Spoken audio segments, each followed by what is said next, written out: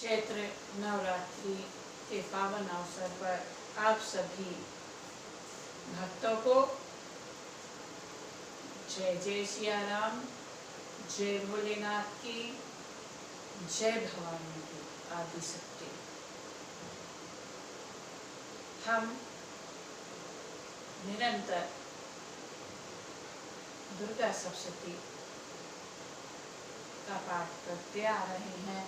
वैसे तो सप्तशती का पाठ एक दिन में भी किया जाता है और अपनी सुविधा के हिसाब से यदि समय न मिले तो प्रतिदिन 2 अध्याय का पाठ किया जाता है। आज सप्तमी के दिन हम 7वें अध्याय को, जो मध्य का भाग है, उसको 2 बार करने का नियम है, तो हम करेंगे और आज विधि विधान को पूर्ण करेंगे। कल अष्टमी के दिन हम हवन करेंगे। जो स्तुतियाँ 1-2 रह गई हैं उनको भी करेंगे और कल पाठ को विराम करेंगे और माता से यही कामना करेंगे कि देश में जो महामारी चल रही है उससे हम सभी की रक्षा करें। वैसे तो हम प्रतिदिन ही कहते हैं माता रानी से, लेकिन कहते हैं कर्म प्रधान विश्व करी राखा, जो जस करे सो तस फल चाखा। कर्म हमें करना है, फल तो ऊपर वाले के हाथ में है, पर अपनी सुरक्षा ईमानदारी से करें, अपनी करें, अपने परिवार की करें, देशवासियों को सही मार्गदर्शन दें, अड़ोस पड़ोस को। यदि आप देश के लिए कुछ नहीं कर सकते हैं तो कम से कम अपने आसपास का माहौल अच्छा रखें, यही हम कामना करते हैं। बस तंज ना कसे किसी के ऊपर, क्योंकि कोरोना बीमारी है ना, पहले सहजली लगती थी, 1 साल हो गया है, तो उस टाइम इतना नहीं था, लेकिन ये अत्यंत तीव्र प्रचंड से प्रकोप के साथ भारत में आया है दोबारा से।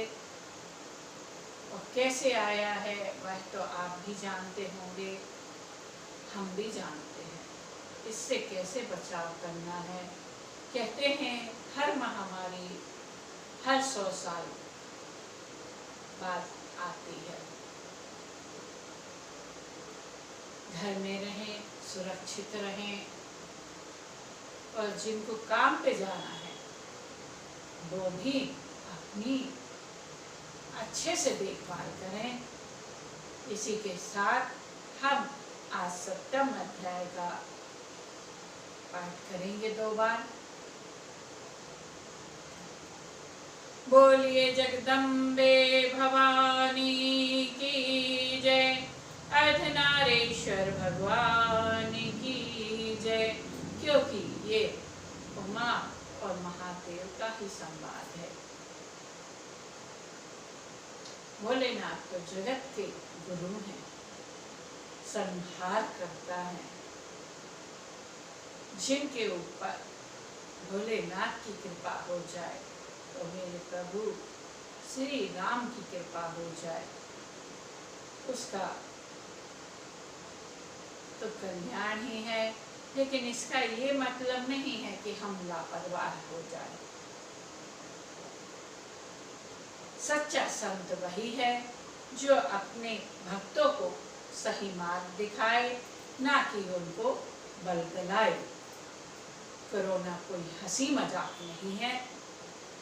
कोरोना छोटा और अमीर देखकर नहीं आता है।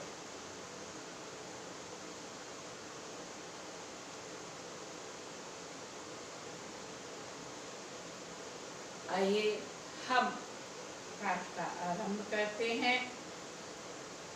7वां अध्याय चंड और मुंड का वध ध्यानम। ओम में मातंगी देवी का ध्यान करती हूँ। मार्कंडेय जी कहते हैं, लेकिन मैं कर रही हूँ तो मैं अपनी तरफ से विनती करती हूँ। वे रत्नमय सिंहासन पर बैठकर पढ़ते हुए तोते का मधुर शब्द सुन रही हैं। उनके शरीर का वर्ण श्याम है। वे अपना एक पैर कमल पर रखे हुए हैं और मस्तक पर अर्धचंद्र धारण करती हैं तथा कहार पुष्पों की माला धारण किए वीणा बजाती है। उनके अंग में कसी हुई चोली शोभा पा रही है। वे लाल रंग की साड़ी पहनी, हाथ में शंखमय पात्र लिए हुए हैं। उनके बदन पर मधु का हल्का हल्का प्रभाव जान पड़ता है और ललाट में बेदी शोभा दे रही है। बेंदी शोभा दे रही है।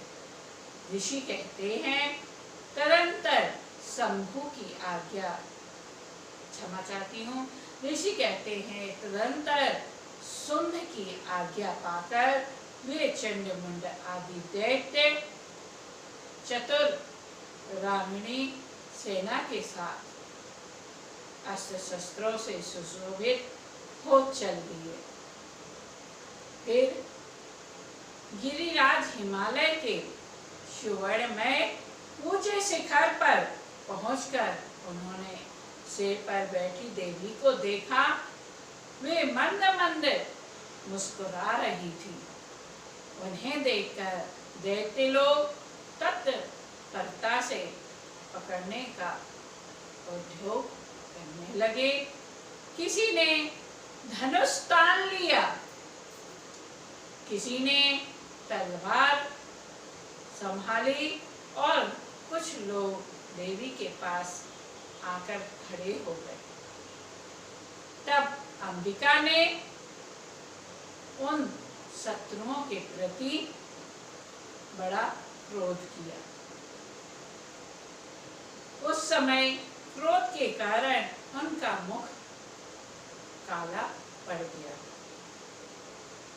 ललाट में भौहें टेढ़ी हो गईं और वहां से तुरंत बेकार मुखी काली प्रकट हुई। जो तलवार और पास लिए हुए थी, वे विचित्र खटवांग धारण किए और चीते के चर्म की साड़ी पहने नर मुंडों की माला से विभूषित थी।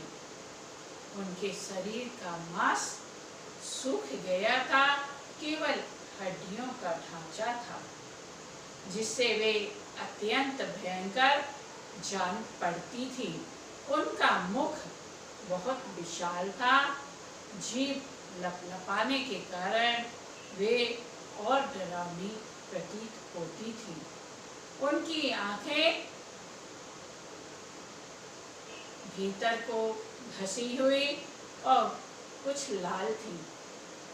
वे अपनी भयंकर गर्जना से संपूर्ण दिशाओं को गुजार रही थी। बड़े बड़े दैत्यों का वध करती हुई वे कालिका देवी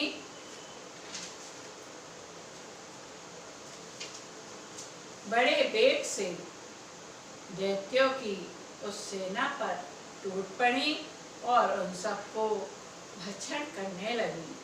वे पार्श्व रक्षकों, अंकुशधारी महावतों, योद्धाओं और घंटा सहित कितने ही हाथियों को एक ही हाथ से पकड़कर मुंह में डाल लेती थी।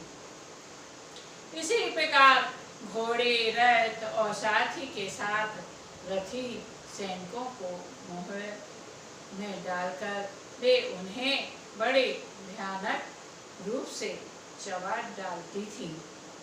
किसी के बाल पकड़ लेती, किसी का गला दबा देती, किसी को पैरों से कुचल डालती और किसी को छाती के धक्के से गिराकर मार डालती थी।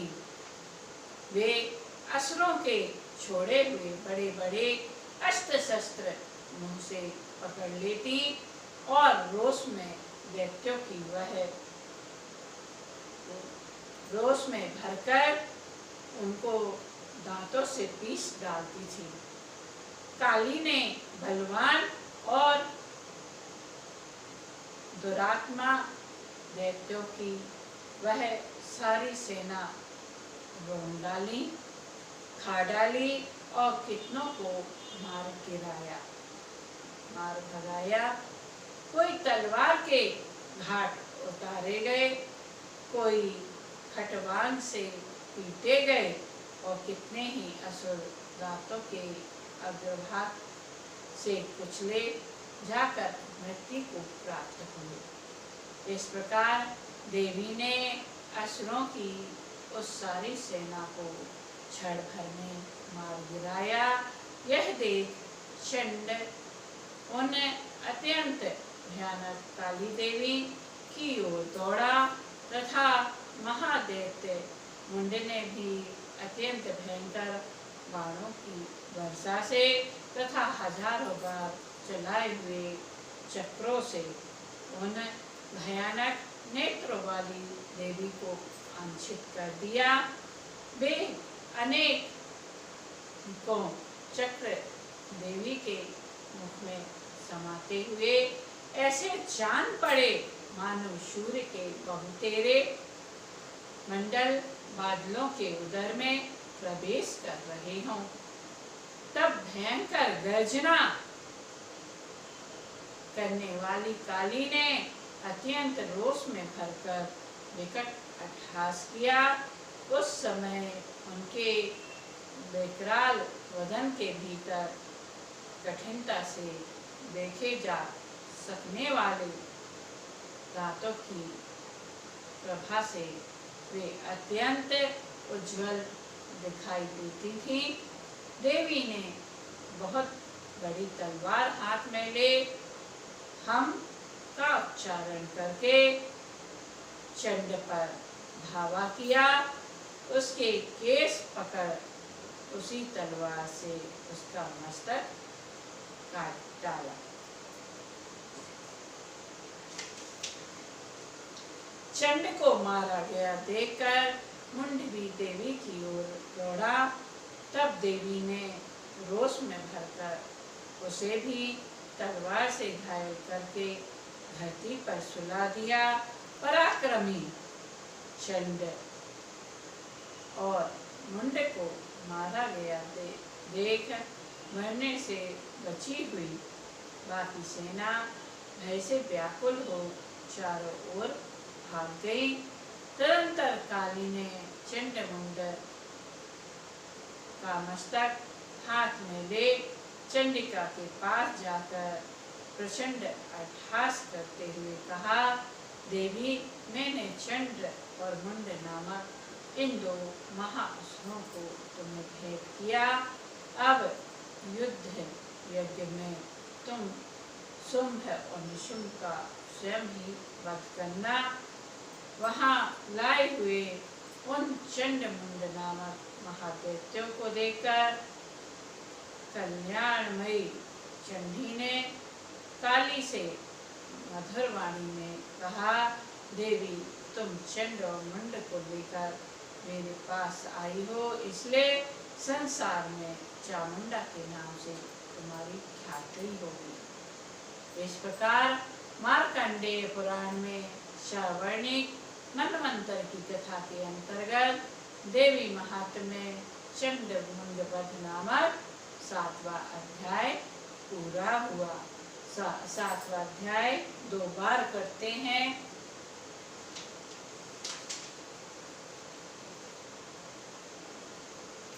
ये विशेषता है।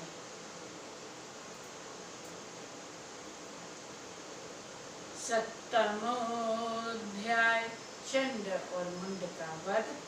ध्यानम। मैं मातंगी देवी का ध्यान करती हूँ। वे रत्नमय सिंहासन पर बैठकर पढ़ते हुए तोते का मधुर शब्द सुन रही हैं। उनके शरीर का वर्ण श्याम है। वे अपना एक पैर कमल पर रखे हुए हैं और मस्तक पर अर्धचंद्र धारण करती हैं तथा कहार पुष्पों की माला धारण किए वीणा बजाती हैं। उनके अंग में कसी हुई चोली अत्यंत ही शोभा पा रही है।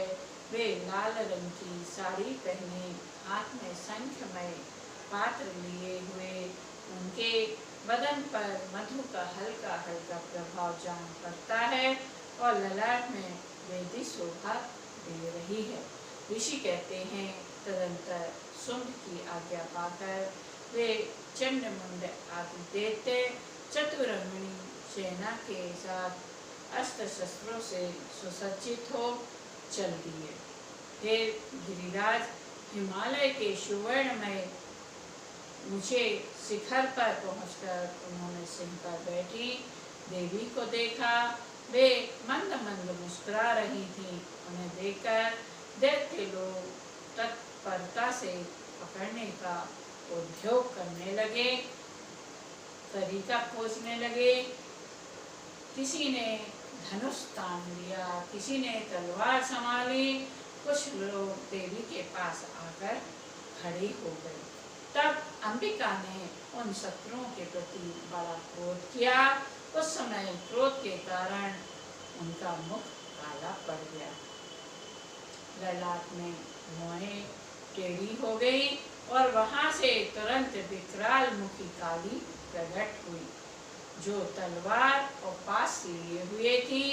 वे विचित्र खटवांग धारण किए, चीते की चर्म की साड़ी पहने, नरमुंडों की माला से विभूषित थी।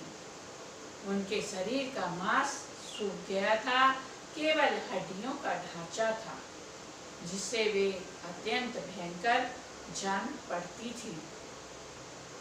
उनका मुख बहुत विशाल था, जीभ लपाने के कारण वे और भी डरावनी प्रतीत होती थी। उनकी आंखें भीतर की ओर धसी हुई और कुछ लाल थी।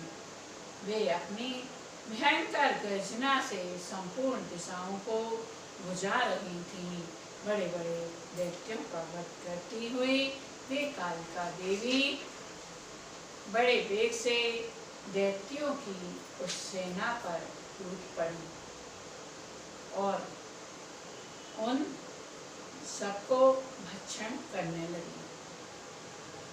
वे पाशव रक्षकों, अंकुशधारी महावतों, योद्धाओं और घंटा सहित कितने ही हाथियों को एक ही हाथ से पकड़कर मुँह में डाल लेती थी। इस प्रकार घोड़े, रथ और साथी के साथ रथी सैनिकों को मुँह में डालकर वे उन्हें बड़े भयानक रूप से चबा डालती थी। किसी के बाल पकड़ लेती, किसी का गला दबा देती, किसी को पैरों से कुचल डालती और किसी को छाती के धक्के से गिराकर मार डालती थी। वे असुरों के छोड़े हुए बड़े बड़े अस्त्र शस्त्र मुंह से पकड़ लेती और रोष में भरकर उनको दांतों से पीस डालती थी।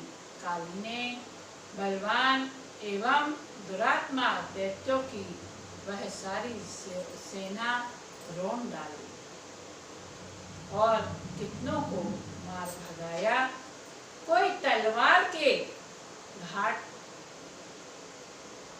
उतारे गए, कोई खटवांग से पीटे गए और कितने ही असुर दांतों के अग्रभाग से कुछ ले जाकर मृत्यु को प्राप्त हुए।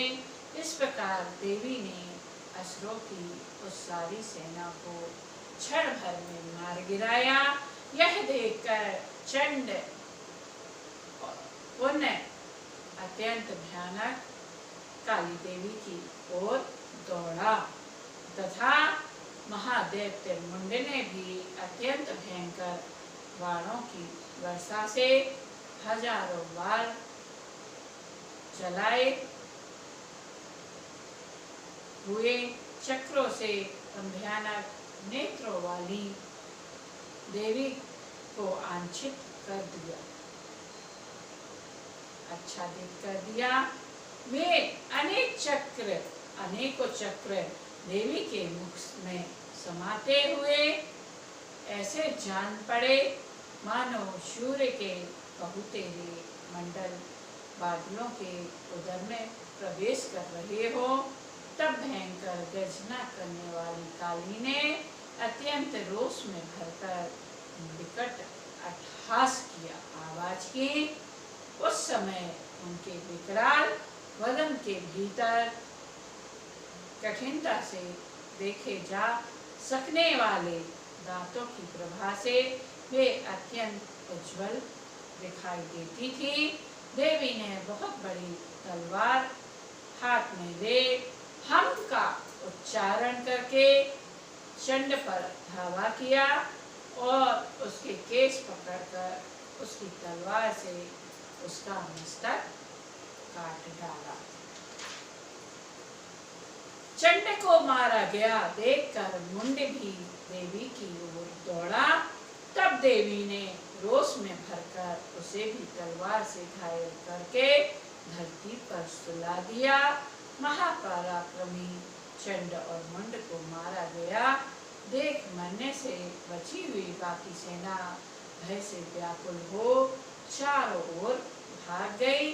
तदंतर काली ने चंड और मुंड का मस्तक हाथ में ले चंडिका के पास जाकर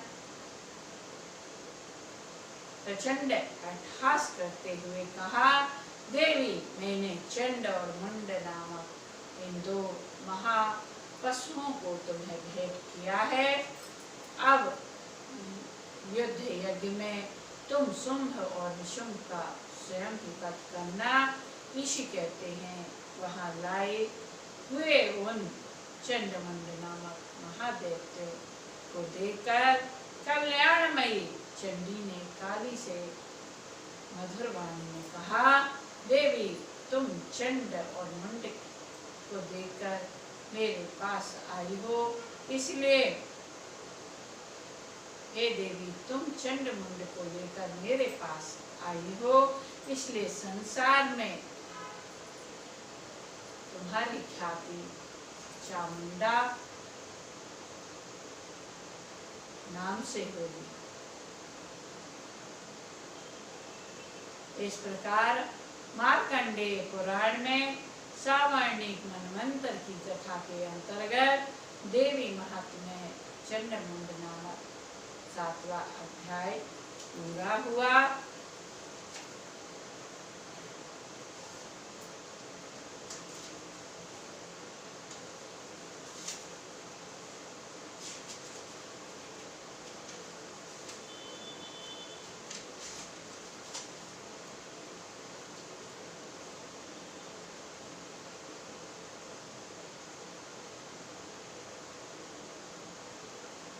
देखिए